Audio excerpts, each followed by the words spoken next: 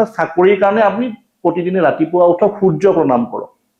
সূৰ্য প্ৰণাম কৰাৰ সময়টো হৈছে 10 বজাত 11 বজাত বিচনাৰ পৰা উঠি সূৰ্য প্ৰণাম কৰিলে কোনো ৰিজাল্ট নাপায়। সূৰ্য উদয় হোৱাৰ 2 ঘণ্টাৰ ভিতৰত আপুনি সূৰ্য প্ৰণাম কৰিব। মানে ধৰক 5 বজাত যদি সূৰ্য উদয় হয় 6-7 বজাৰ 7 বজা 7:30 বজা 8 বজা মেক্সিমাম 8:30 বজা তাৰ পিছত সূৰ্য প্ৰণাম নকৰিব।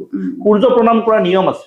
আপুনি এটা কপাৰৰ পাত্ৰ এটা লওক, তামৰ ভটি বুলি যদি কয়, তাত অকণ পানী লওক, চাদৰ ওপৰত যাওক বা যতে আপোনাৰ সুবিধা হয়, সূৰ্যৰ মানে ওচৰত সূৰ্য উদয় হলে তাত আপুনি সূৰ্য প্ৰণাম কৰক। মন্ত্ৰ মাতিব পাৰে, ওম ঘৃণী সূৰ্যায় নমঃ। এইটো মন্ত্ৰ মাতক। যদি মন্ত্ৰ মাতিব নোৱাৰে, এনেই ভগৱানে চব ভাষা বুজি পায়, সংস্কৃত হিন্দী ইংলিছ বুলি কথা নাই, চব ভাষা বুজি পায়। নিজৰ মনৰ পৰা সেই আপুনি সেই কি বুলি কয় যোনটো ফিলিংছ, যোনটো হেৰিটো আপুনি এৰি দিয়ক ইউনিভাৰ্চলৈকে। আপুনি মন্ত্ৰটো পাঠ কৰিব পাৰিলে কৰক, যদি নোৱাৰে চিম্পল তামৰ ঘটিত পানী লওক, এজোপা ৰঙা ফুল, যদি ৰঙা ফুল নাপায় আপুনি অকণমান কুমকুম ল'ব পাৰে পূজা সামগ্ৰী দোকানৰ পৰা। কুমকুম খিনি আপুনি পানীত মিহলি কৰক, তলত পাত্ৰ এটা ৰাখক, খাৰা হৈ আপুনি এনেকে এৰি দিয়ক। পাত্ৰটোৰ পৰা পানীখিনি এৰি দিয়ক, সূৰ্য দেৱতাক প্ৰণাম কৰক, আপোনাৰ কাম হোৱা আৰম্ভ কৰিব।